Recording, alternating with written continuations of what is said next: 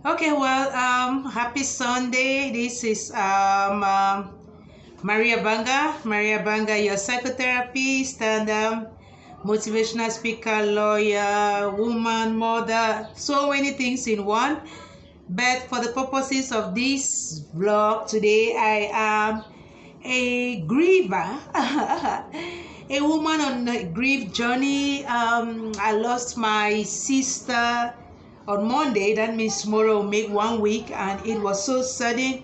And then she had left instructions that she should be buried immediately.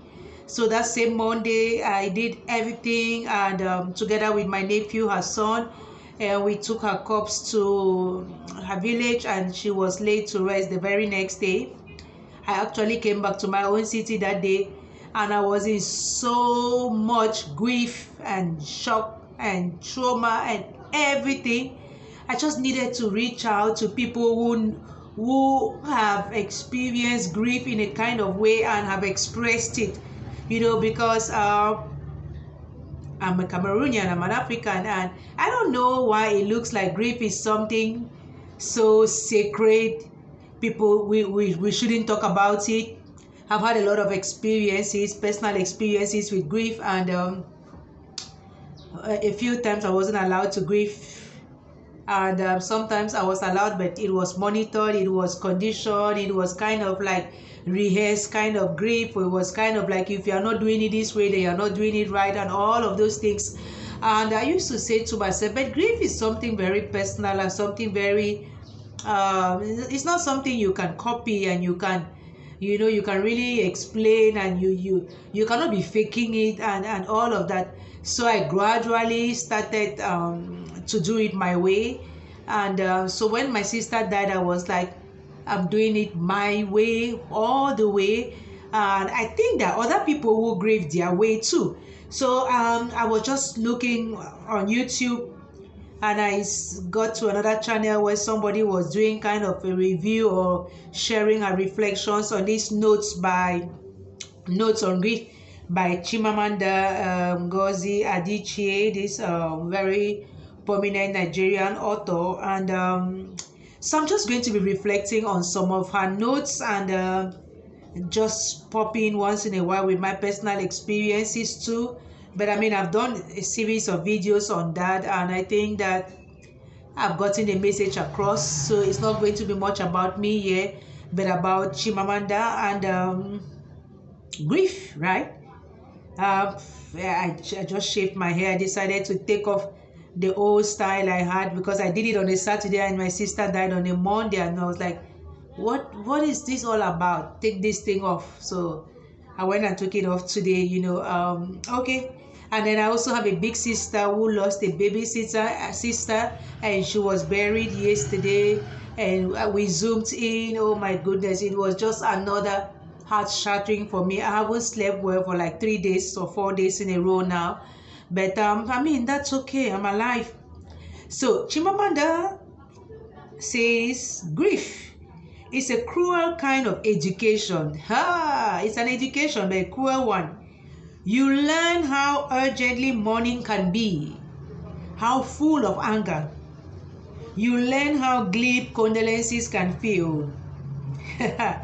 You learn how much grief is about language, the failure of language, and the grasping for language. Wow. Grief is about language, the failure of language, and the grasping for language. Now I want to stop here. Seriously, I'm like, what am I even going to be sharing about her notes, right?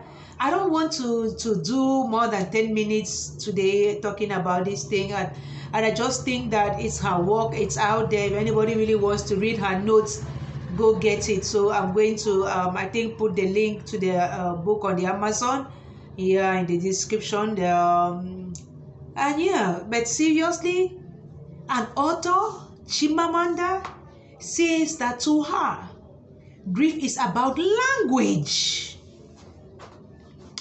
We have the verbal and the non-verbal methods of communication. Are those language? I don't know. Is language only the one another person can understand, Or if an Italian is speaking, the French person is listening, they are still using language. If each person is speaking their own thing, grief is about language. The failure of language. You fail to use language when you're in grief. Whereas it could have saved you, it could have helped you grieve better. You know, like, what's stopping you from using your language? Which language? The one you best understand at that particular time. So is it the wailing language? Is it the screaming language? Is it the fighting language? Is it the tearing your clothes language? Is it the, I don't know, what language? Or why no language? Is it the mute language? I read somewhere she said she just wanted to be left alone. She wasn't answering phone calls. She wasn't interested in all that big organization, you know, of this kind of funerals. So when big people die, you have all those groups you have to cater to. You have to pay the church, the this, the that, the traditional, the all of those things, and you know, money just keep pumping out. And this is a father who had been kidnapped in 2015, and of course, she's a famous child, so the ransom was expected from her, and it was paid. So you see, she had all of this anger, and like, for heaven's sake, we didn't see this coming. So, the absence of language. Why? What's stopping you? What's stopping you from using your language to grieve? Chimamanda said nothing was going to stop her.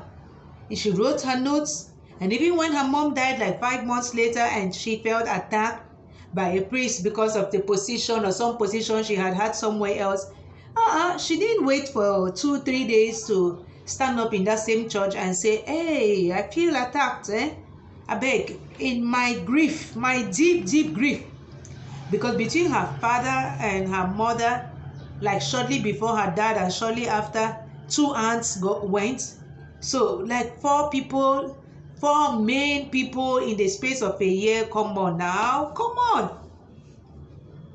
If you bottle all of this up, what are you going to do? You're going to explode like a bottle of Coca-Cola that is being shaken like that and nothing is taken. Oh my goodness. So the grasping for language, I decided to grasp. You know, like I was like, nope. Any language I can use, I will use at any time, anyhow. You know, the world, someone somewhere is going to hear me, is going to read me, is going to feel me. So if it's crying, I will cry. If it's writing, I will write. If it's shouting, I will shout. If it's keeping quiet, I will keep quiet. If it's going this far and not going farther, I will do that. I was like, no, I can't give this up. I can't. So I mean, I really want to recommend this. It's not long, you know, so it's not going to bore you when you read. And it's poignant because it's coming from her, you know. I've read her other books. I've read Half of a Yellow Sun. I've read The Purple Hibiscus. I've read That Thing Around Your Neck. You know, I've even read The Manifesto. So yeah, I mean, oh la la, which is the last one I want to read? This one, which is very important for people who are grieving to get. How is it that the world keeps going, breathing in and out, unchanged? Why in my soul there's a permanent scattering? And the world wouldn't get it, and the world will judge you for having this permanent scattering in your soul, or think that you should not have had it that much, or you should have it this much and show it that way, or you should not have it at all because you already have so much. They can go on, yes, but what stops me? Why should I join them? Or why should I do it their way, right? So I really love these notes. It didn't take long to read. I think I read it in 2 sittings. I really did relate, and I was just so proud that a celebrity like Chimamanda can, you know, release those kind of notes and say how even her 4-year-old was scared because she was just breaking things, and her brother said nobody should announce that to you in public because you're going to take off your clothes. Okay, well, so have a wonderful Sunday, everybody.